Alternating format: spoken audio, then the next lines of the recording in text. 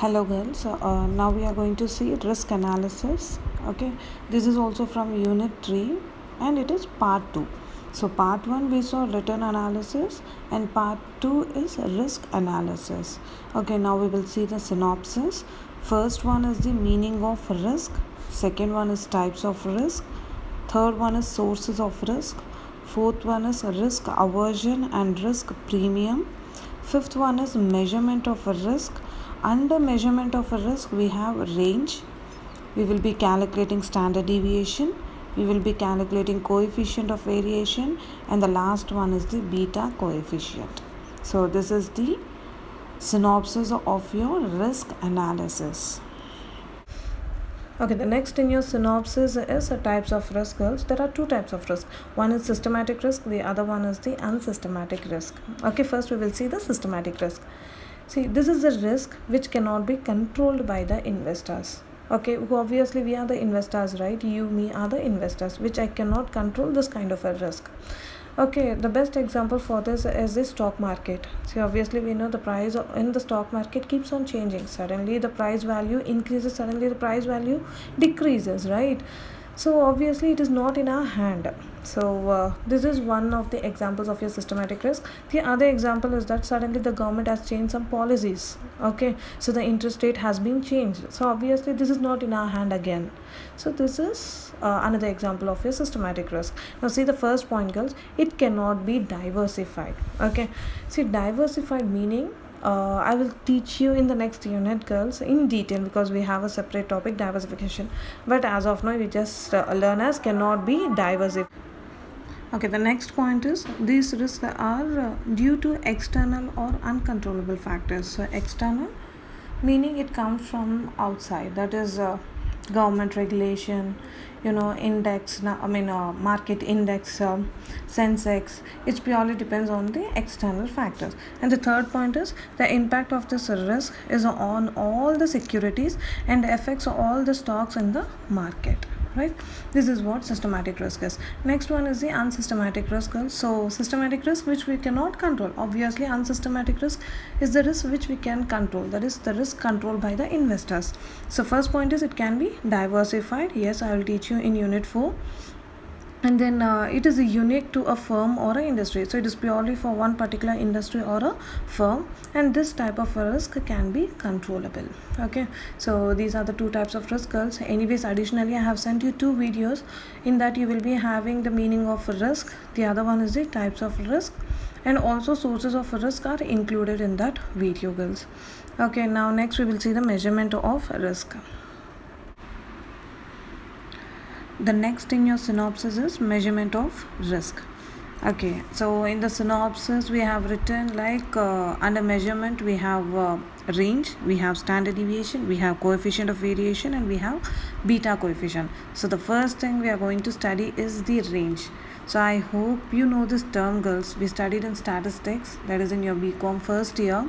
So range is very simple, highest value minus of the lowest value. The same way here also we are calculating range. See the formula, range is equals to highest possible rate of return minus of the lowest possible rate of return. And another important point we have to note here is whenever we are calculating risk, it should be completely based on the return. So that is the reason the formula says a highest possible rate of return minus lowest possible rate of return. Okay, now we will see one problem in range. Okay, illustration 1. Now I am reading the question, girls. From the following information, ascertain the risk of the two assets and state as to which asset is riskier. So in this question, he has given two assets. One is asset 1 and the other one is the asset 2. And he is asking which asset is riskier. Okay, and we know the formula, range is equals to highest possible rate of return minus of the lowest possible rate of return. Okay, so again we also know that the risk is always calculated based on the return. Okay, now see the question. We have particulars, asset 1 and asset 2. Initial cash outlay is 250 lakhs for asset 1 and 250 lakhs for asset 2, meaning he is investing 250 lakhs for both the assets. Okay, and the next one is the rate of return. He is given in percentage. Okay, under rate of return we have pessimistic, we have most likely, and the other one is the optimistic. So pessimistic meaning he is getting of a lower return, and most likely is he is getting a moderate return, and optimistic is he is getting a higher return. Okay, now for asset 1, pessimistic is 8, most likely is 10, and optimistic is 12. For asset 2, pessimistic is 6, most likely is 10, and optimistic is 15. Okay, now we will see the solution, girls. Range is equals to highest possible return minus of the lowest possible return. Since we have two assets, we have to calculate range for both the assets separately. Now see, asset 1 is 12% minus of 8%. So highest possible return is nothing but the optimistic, right? So 12 under asset 1, optimistic is 12 and pessimistic is 8. So 12 minus 8 we get 4%. And for asset 2, optimistic is 15, pessimistic is 6. So we get 9%. So in this question he is also asking like which asset is riskier. Now can I say when compared to 4, 9 is higher, right? So obviously asset 2 is having a higher risk. Okay, so asset 2 is more riskier compared to asset 1 as it has a greater range of returns. Okay, so this is about the range, girls. The second in your synopsis is standard deviation, girls. This is very important technique for measuring the risk, okay? And at the same time, it is the most common used technique for calculating the risk, okay? Normally, girls, return is always calculated based on mathematical techniques. So if you remember, return is like dividend received plus price change divided by opening price into 100. So we are just using some mathematical techniques over there like addition, division, etc. That's it. But whereas when we are measuring the risk, right, we use statistical techniques. This point is very important, okay? So whenever we are measuring a risk, we always use a statistical technique. See, earlier also we saw range. Range is nothing but the statistical technique. Now we are saying standard deviation. Obviously it is a statistical technique, okay? So whenever they ask you to calculate risk, it means we should do standard deviation, okay? Now see here, standard deviation have two things, girls. One is the historical risk, the other one is the expected risk. Okay, under historical risk I have written as ex post, and expected risk I have written as ex ante. See, even in your return chapter also, that is even in your part 1, we have discussed ex post and ex ante. See, under ex post what did we do? We calculated the average return. Okay, under ex ante what did we do? Okay, we calculated the expected return, that is by multiplying return with the probabilities. So in this also we have historical risk and expected risk. So under historical risk what we do is that first we will calculate the average return. Okay, based on that average return we will calculate the standard deviation. Okay, that is under your ex post. Next is the ex ante. So we used to calculate return with the probabilities, right? First we will do that. Based on that value only we will be calculating the standard deviation. Okay, now we will see the formula for standard deviation, girls. So this is the formula of standard deviation, girls. So standard deviation is equals to square root of sum of d square divided by n. Okay, the next line I have written d is equals to r minus of ar, meaning r is the return and ar is the average return. Okay, or we use r minus of er, meaning r is the return minus of er is the expected return. Okay, we just saw, right, standard deviation can be calculated either with the help of ex post or ex ante. Say ex post we used to calculate average return, right? Now see, I have written d is equals to r minus of ar. Okay, the other one is the ex ante, right, meaning we will calculate based on the expected return. That is the reason here I have written r minus of er. Okay, so based on the question we will take either r minus of ar or r minus of er. Okay, so d is nothing but the deviation, r is nothing but the return, ar is the average return, and er is the expected return. Okay, and the next line I have written variance, girls. Okay, standard deviation, variance are the two most commonly used method for calculating the measurement of risk. And can I say variance is nothing but Okay, standard deviation, if we square the standard deviation, we get the variance. That's it. So this variance part, okay, we will study in unit 4 in detail, girls. Okay, here in this unit we will study only standard deviation, like how to calculate the standard deviation under ex post and ex ante. That's it. Okay, variance in detail we will study in unit 4, girls. But as of now, what you have to know, standard deviation is equals to square root of sum of d square divided by n, where d is nothing but r minus of ar, or it can be r minus of er depending upon the question. Okay, now we will see one problem from standard deviation, girls, that is illustration 2.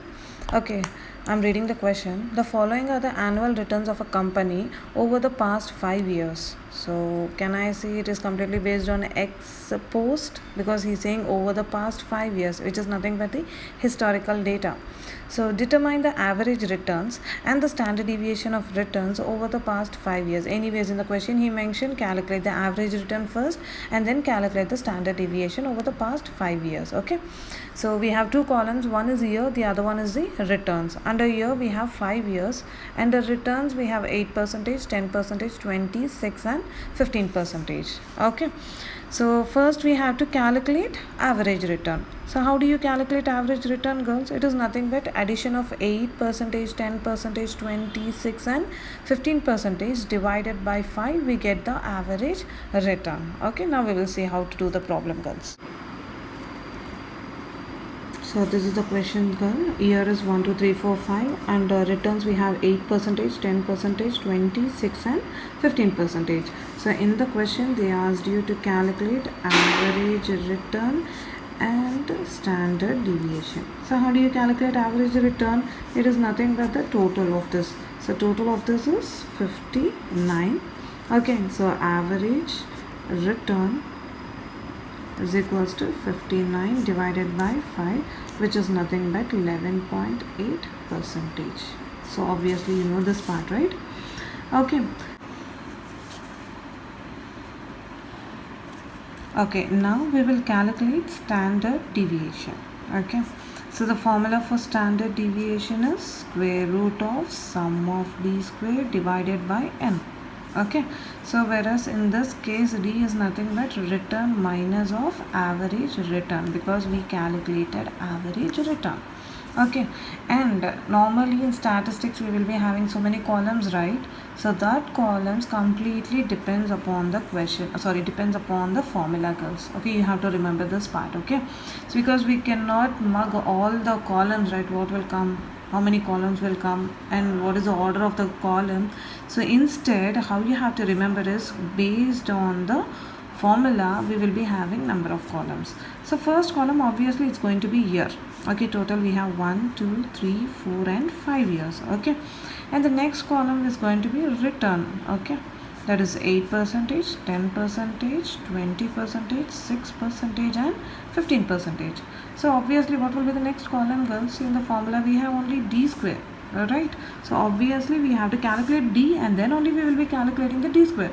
So what is d? D is nothing but return minus of AR, right? So what is return for the first year? My return is 8 minus of what is my expected return? It is 11.8%. It's 11.8. So how much will I get for the first year? It is minus 3.8%, right? Now see, for the second year my return is 10, and my average return is 11.8. So can I say I get minus 1.8? Okay, for the third year, okay, it is 20 minus my average return is 11.8. So you get 8.2. For the fourth year, my return is 6 and my average is 11.8. So I get minus 5.8%. So likewise, you have to do even for the fifth year. Okay, and the next column is going to be d square. D square is nothing but d into d, which is minus 3.8 into minus 3.8. So obviously you get 14.44. Same way you have to do for second, third, fourth and fifth year. See, for the second year you have minus 1.8, right? So it is minus 1.8 into minus 1.8. So you get 3.24. Okay, so minus minus minus into minus, obviously plus, so your minus sign will be removed. So we have to total this, girls. Okay, we have to total this d square column. Okay, anyways, answer you will see in other few minutes, but I'm just teaching you the methodology how to do. Okay, next is that we will have the total. So the total here is 128.8, girls. Okay, now this value we will substitute in the formula. So what is the formula? Standard deviation is equals to square root of sum of d square divided by n. So sum of d square is 128.8. So I write here 128.8 divided by n is 5 years, and do the square root of this. So 128.8 divided by 5, you get one value, and you do the square root, so you get 5.08 percentage. This is the answer. 5.08 is the answer, guys. Okay, so this is how we calculate. First we will be calculating the average return, and then only we will be calculating the standard deviation. Since we calculated average return, so obviously your d is equals to r minus of ar. Okay, based on the formula only we will have the number of columns. So in this formula we have only one value which we need to find, that is d square. So first we should know d, then only we can calculate the d square. So d is nothing but return minus of the average return. So what is the return for the first year? It is 8. 8 minus average return is 11.8. So you get minus 3.8. 10 minus 11.8, you get 1.8. 20 minus 11.8, you get 8.2. 6 minus 11.8, you get minus 5.8. 15 minus 11.8, you get 3.2. So with this value, you will do the square. Okay, so d square is nothing but d into d. So minus 3.8 into minus 3.8, you get 14.44. Minus 1.8 into 1.8, we get 3.424. And then 8.2 into 8.2, we get 67.24. Okay, likewise 5.8 into 5.8, we get 33.64. And if we do the total, we get 128.8. Right? So now we will substitute this value in the formula. So sum of d square divided by n. So it is 128.8 divided by 5. If you do the square root, you get 5.08.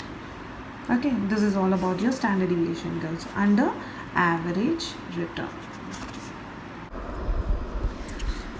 So this is the solution, girls. So first he is calculating the average return, and the average return what we got is 11.8 percentage.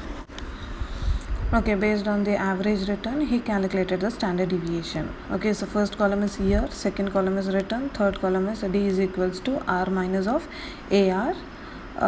So how did you get this d, which is 8 minus of 11.8, 10 minus of 11.8, 20 minus of 11.8, 6 minus of 11.8, and 15 minus 11.8. So d square is 3.8 into 3.8, 1.8 into 1.8, 8.2 into 8.8, likewise. And d square is 128.8. So standard deviation is equals to square root of sum of d square divided by n. So you get 5.08 as the answer. Now see the next illustration, girls. Calculate the expected returns and the standard deviation of returns for a stock having the following probability distribution of returns. So here he is asking you to calculate expected return and standard deviation. So this is nothing but ex ante problems. Okay, so it means first we have to calculate the expected return. Based on the expected return, we will be calculating the standard deviation. So here he has given you possible returns and probability of occurrence. So if I multiply possible returns with probability, obviously I'll get my expected return. Okay, now we will see the solution. Okay, this is your solution, girls. So returns we have minus 10, minus 20, 0, 25, 15, 20 and 10. Okay, then we have probability is 15, 20 to 0.15, 0.25, 0.10 and goes on. Okay, so how do you calculate expected return? It is nothing but returns with the probability. So minus 10 into 0.15, we get minus 1.50. 20 into 0.25, we get minus 5. Okay, this we studied in the return chapter as well. Okay, so total expected return is 1.25. Okay, so next, based on this, we will be calculating the standard deviation. Okay, so obviously the formula for standard deviation. Okay, another important point you have to remember here, girls. See, when you study statistics, we will be having three kind of series. One is individual series, the other one is a discrete series, the other one is the continuous series. See, individual is nothing but we just saw one problem, right? Like here they have given returns. That's it. So we have only one column, that is the individual series. Okay. Under discrete and continuous series, we will have an additional column, that is nothing but the frequency, which you studied in your statistics, girls. Okay. So same way here also, there we have frequency, but here in our case we have probability. So there will be a slight okay, so there will be a small change in the formula, girls. It is standard deviation, that is square root of sum of p d square divided by p. Okay, so p is nothing but the probability, and d square, okay, d is nothing but, so in this case d is equals to r minus of expected return. Okay, r minus of expected return, that is nothing but your d. Okay, and obviously the next column is going to be d square, but the formula says it is pd square, so there will be an additional column, that is pd square. That is what we are going to see here. So returns, they have given you minus 10, 20, 0, 25, 15, 20 and 1. Okay, d is nothing but return minus of the expected return. And what is expected return? It is 1.25. So it is minus 10 and minus 1.25, you get minus 11.25. Then we have minus 20 and minus 1.25, we get 21.25. 0 and minus 1.25, we get minus 1.25. 25 minus 1.25, we get 23.75. Likewise, we have to do for 15, 20 and 1%. Okay, next will be d square, because in the formula we even have d square. So minus 11.25 into 11.25, you get 126.25. 21.25 into 21.25, you get 451. 1.25 into 1.25, you get 1.56. Likewise, we have to do for everything. Okay, and the formula says it is p into d square, right? First we have to write the p. So it is 0.15, 0.25. It is given in the question. Okay, probability is obviously given in the question, so we just need to write this, and the formula says it is pd square. So p into d square, that is 0.15 into 126.25, you get 18.984. Then 0.25 into 451.56, you get 112.89. 0.10 into 1.56, you get 0.156. So likewise, you have to add everything, so you get the total of 249.683. So now this we have to substitute in the formula. So sum of pd square is nothing but 249.683 divided by probability. If you total this column, you will get 1, girls. Normally, whenever you total the probability column, right, you will always get 1. You have to remember that. Okay, so divided by 1, so you get 15.08. Okay, I hope you understood, girls. Expected return, simple return into probability, so we get this. And for calculating standard deviation, whenever you have a probability, it means there is a small change in the formula, that is square root of sum of pd square divided by p. And as I said earlier, based on the formula only we will be doing these columns, right? So we have d square, and then finally we will multiply p into d square, so we get the total. So 249.683 divided by 1, you get 15.80. Okay, this is how we have to calculate risk under ex ante method. Okay, so this is the solution for illustration 3, girls. Anyways, I'll send you a separate PDF for all the illustrations. The third method for measuring the risk is coefficient of variation. This is very simple, girls. So here what they are saying is that, say, only calculating standard deviation will not give us the actual picture of the risk. So along with standard deviation, if we calculate the coefficient of variation, we can able to measure the risk accurately. That is what they are saying in the coefficient of variation. Okay, the formula for coefficient of variation is standard deviation divided by mean. Anyways, we know how to calculate standard deviation, and obviously we know how to calculate mean. Okay, normally they will give you the values in the question, or else based on the question we will separately calculate standard deviation, and the formula is square root of sum of d square divided by m. Okay, and mean obviously it is nothing but the average return, right?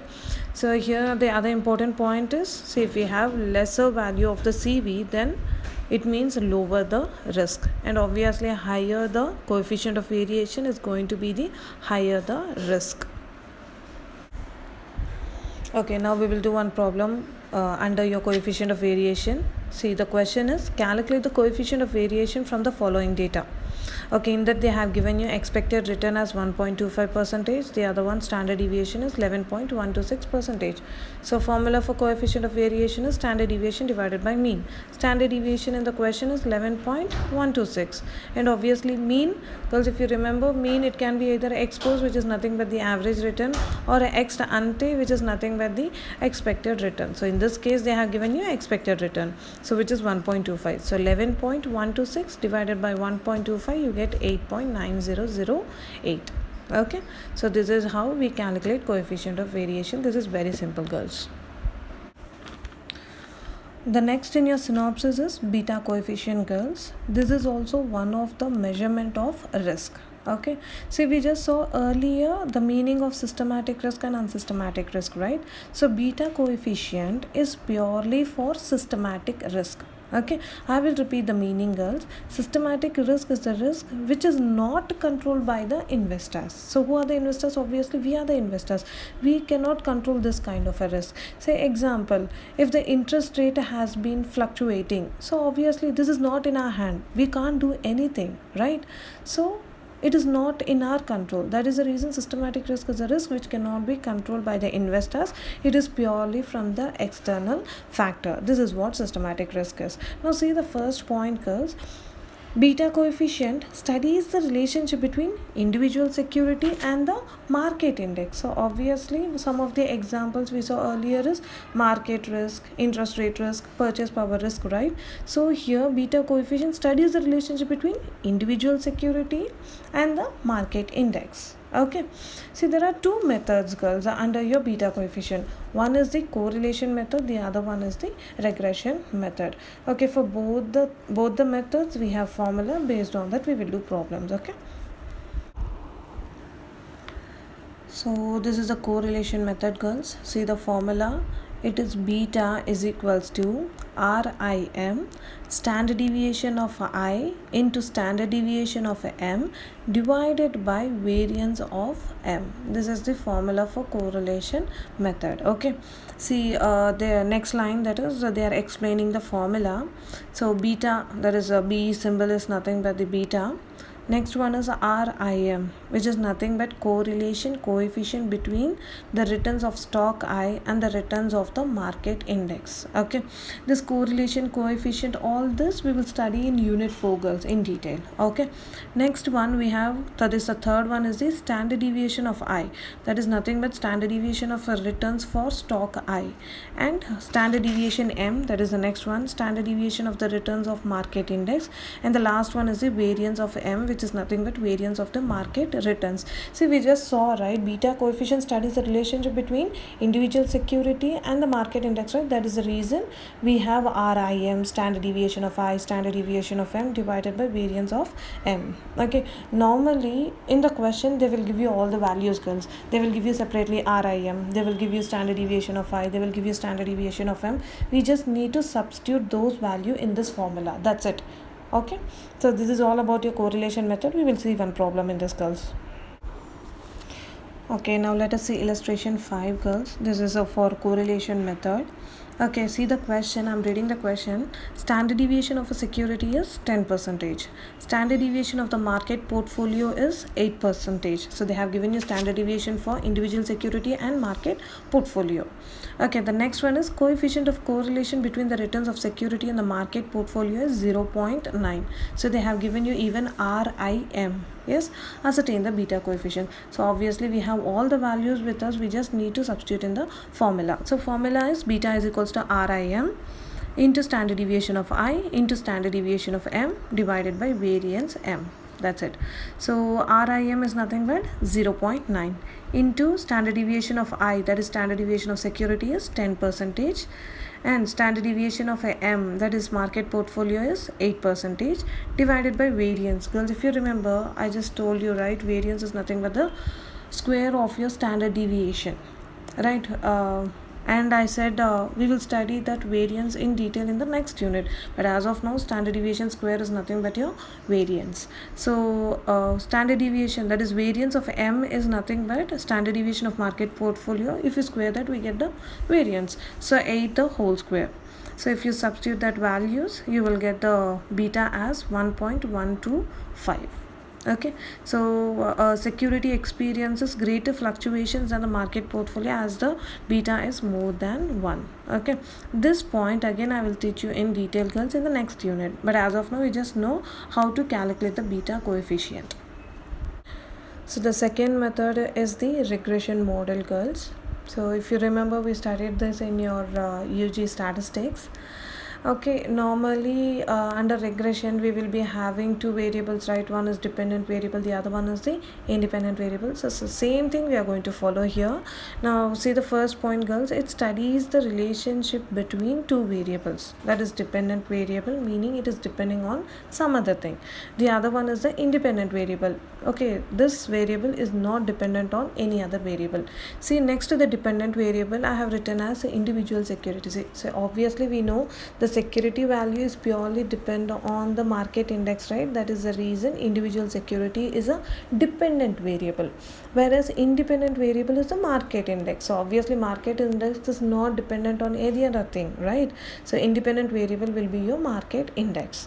So second point is that it enables to calculate the value of two constants. One is alpha, the other one is the beta. So obviously we know we have to calculate for both dependent and independent variable, right? So if there are two variables, here they are terming it as alpha and beta. Now we will see the formula for this, girls. So this is the normal equation we follow. Regression equation is equals to y is equals to alpha plus beta x, where y is equals to dependent variable and x is the independent variable, and alpha and beta are the constants. Okay, now we will see how to okay, now we will see one problem in your beta coefficient. Okay, returns for the security J and market are given below. So they have given returns for individual security and the market.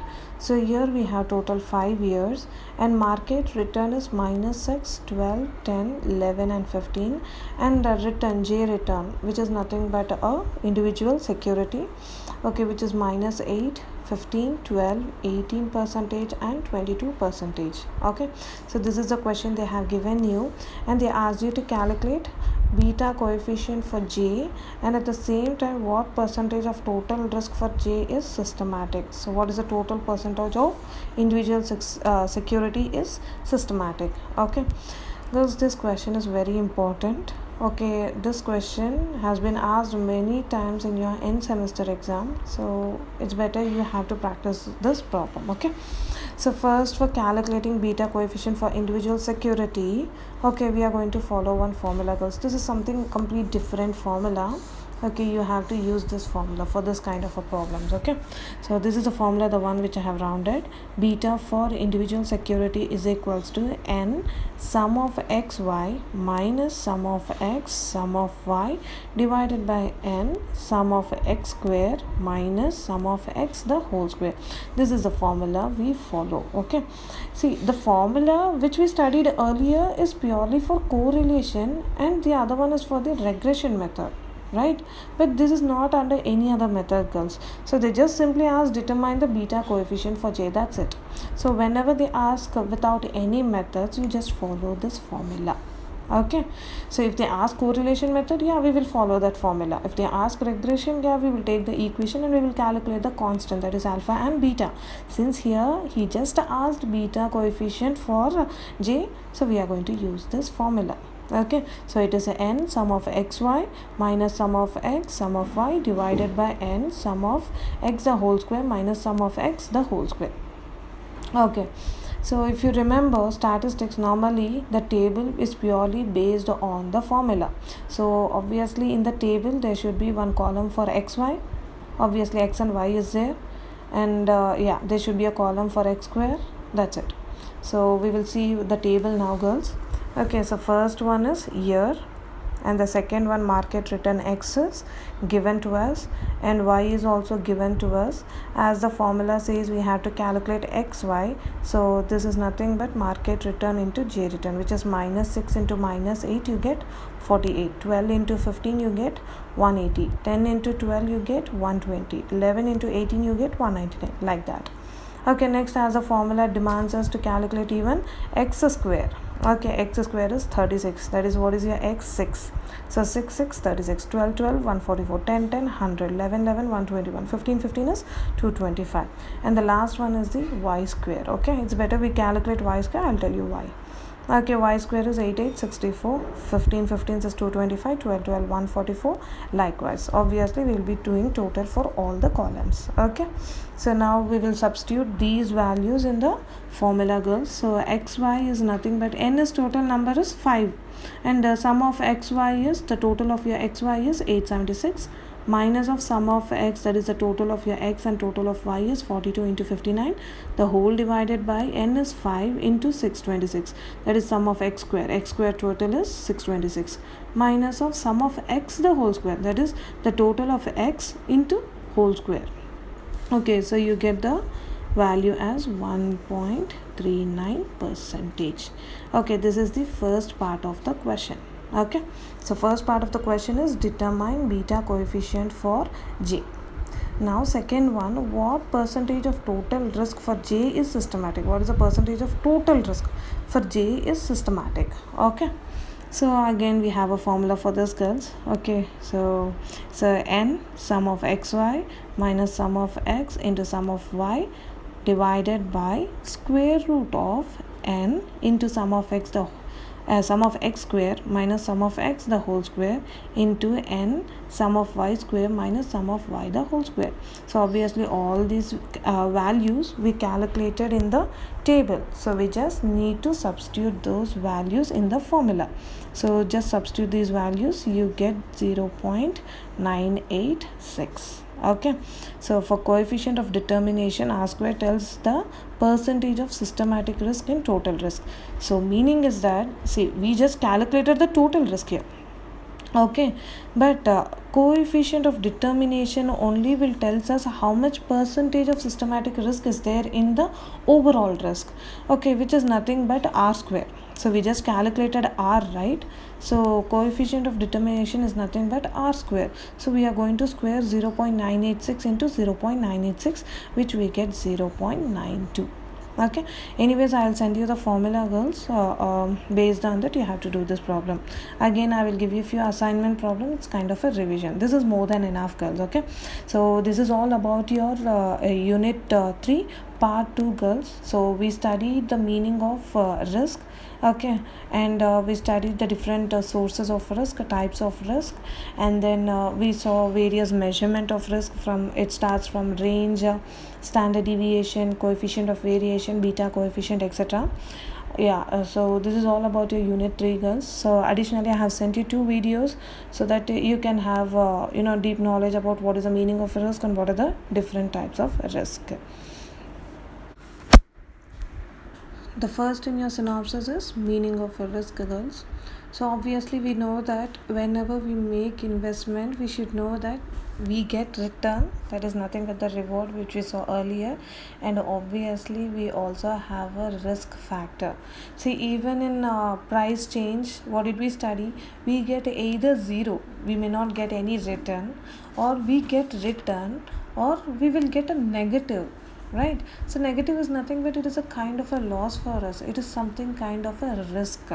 Okay, so see the first point, girls. Risk is inherent in every investment, and at the same time risk is uncertain as well. Okay, now see the second point. It may relate to loss of capital, Yes, obviously, I purchased for 5 lakhs and I sold it for 3 lakhs. So it means, can I say 2 lakhs is a loss, right? That is what loss of capital is. And non-payment of a dividend. Yes, obviously the company pays dividend to the shareholders, right? So if the company is in loss and if it could not pay dividends to the shareholders, so obviously it is a kind of a risk for us that we are not getting the dividend. And delay in the repayment of the principal amount. So I invested, that is I invested in the fixed deposit, so they are giving they are repaying my principal value maybe a later date. So again it is a kind of a risk for us, right? See the third point, longer the maturity period, it is greater would be the risk, girls. So the holding period, if the holding period is longer, so obviously the risk is more as well. Okay, see the fourth point, investors are categorized into three types. One is low risk takers, second one is high risk takers, and moderate risk takers. See, obviously risk purely depends on the investor, girls. Obviously we know investors is nothing but we, right? So if I'm ready to take high risk, so I'm going to call myself as a risk taker. I'm ready to take the risk. Okay, if I'm a low risk taker, I will be calling myself as a risk averse. Okay, and the third one is moderate risk. So I'm not interested in going for high risk or a lower risk. I go for a moderate risk investment. Okay, so it purely depends on the investors. Okay, I will give you the examples for this. For the low risk takers, the example is a fixed deposit, girls. Okay, I have 20,000 rupees with me. I invested that 20,000 in the fixed deposit. So obviously some or the other way I am going to get some return. See, the return is very less. Since I am taking less risk, my return is also less. See, interest, you're not going to get a huge amount. Interest, you're going to get only a tiny amount, right? So that is what low risk takers. Second one is the high risk takers. So investing in shares, debentures, all this comes under your high risk takers. See, we don't know the value of the shares, right? See, suddenly it will increase, suddenly it will decrease, right? See, now we are in a situation like fully it's completely locked down and the stock market is down now. So obviously every investor is facing high risk here. See, if I would have deposited in the fixed deposit, I won't have much risk here, but high risk takers will have a higher risk. See, because they are depending on the stock market, they are depending on the external factors, right? So high risk takers, a best example is the stock investing in shares. Okay, next one is moderate risk takers, girls. I hope you heard about mutual funds. See, mutual funds is a moderate risk, so there the return is also moderate and the risk is also moderate. Okay, so there are three types of investors and purely risk depends on the investors.